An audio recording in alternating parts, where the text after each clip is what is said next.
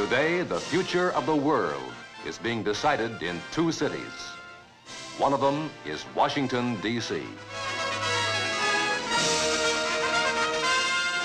Alan Drury's Advise and Consent.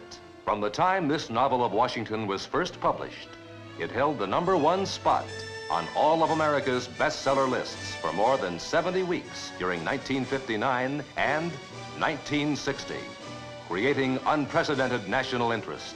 From all over the world, correspondents arrived to report on Otto Preminger's filming of the motion picture. Senators, political personalities, international diplomats, newspapermen, and members of the Advise and Consent Company at a party celebrating the start of production. Here, in the heart of Washington, Otto Preminger films the Pulitzer Prize novel, Advise and Consent. It's a story of the men and women who live and work in Washington, their private feuds and public conflicts, which affect the lives of everyone, everywhere. To tell this story, Preminger's cameras move in where no motion picture cameras have ever been permitted. In the very room which saw the Kefauver crime investigation and the McCarthy hearings, Preminger stages another controversial inquiry. A word of warning, these people are all fictional, so don't try to guess who they are. We want to know what you intend to give away to the communists. I don't intend to give anything away, Senator Cooley. What do you know about him? He's a communist. Walter Pidgeon stars in the most important role of his career. You call that a deal?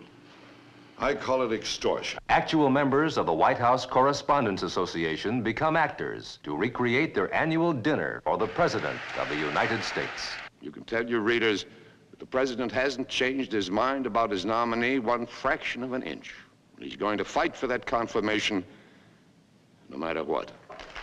The blonde young man leading the applause is George GRIZZARD from the Broadway stage, starting a new career in films. What do you pump water politicians think the world's like? You want to get us bombed out of existence for some lousy two-bit country in Lower Slobovia that can't even feed itself? Director Preminger's cameras board a warship in Chesapeake Bay to film a scene of political crisis.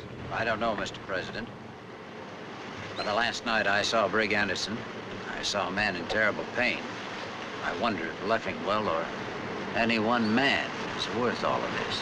Gene Tierney returns to motion pictures as Washington's most talked-about hostess. The setting for her lavish party is the famous estate of a former ambassador to Russia. Among the guests, you may recognize government officials and leaders of Washington society who play themselves. All sides of Washington life pass before the camera lens, from the hubbub of the social world to the suburban homes that appear so quiet from the outside. Awful creature on the telephone. He knows what he's talking about. He's not making something up. Now, something's going to happen if you don't do what he wants, and you've got to prepare me. He's dead. Brig. In his office. Cut his throat.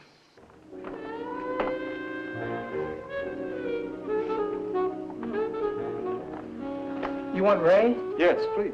He doesn't live here, you know. Let me hear a voice, a secret voice, a voice that will say, come to me